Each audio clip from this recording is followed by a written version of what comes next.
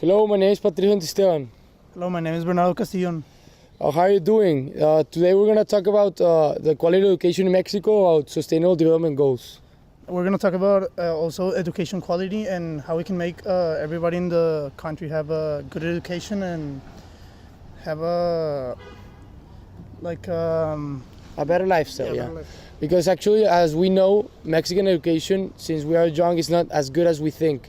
Many people that are not in the private education system do not have so much opportunities, and at the end of the day, they do not have a better life because of their earnings. We better close the gap between private school and public school. Like we need to be kind of the same level, since it's a lot of difference between the quality of teachers and how they teach other people in their schools. And you listener, I don't know if you are a private education or public education, but how do you feel about education? Because myself and Bernardo, we do not feel good about it.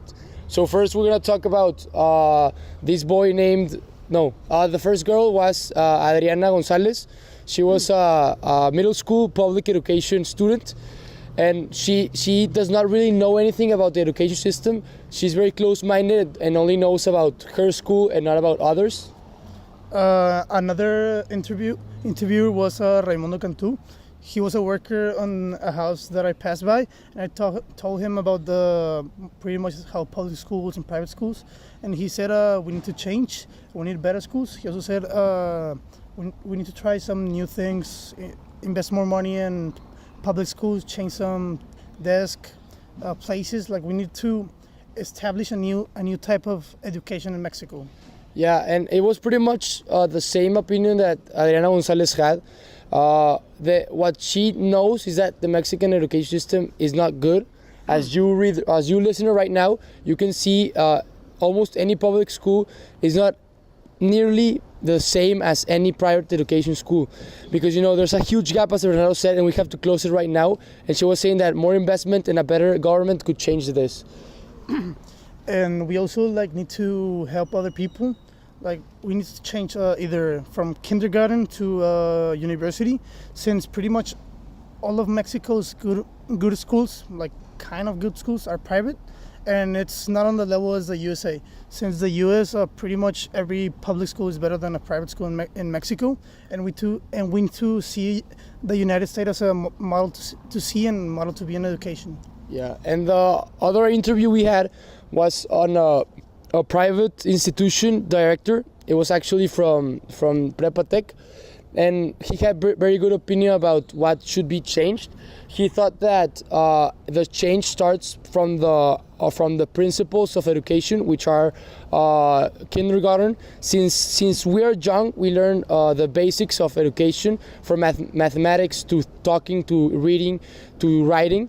And from there is where the education has to be improved in quality.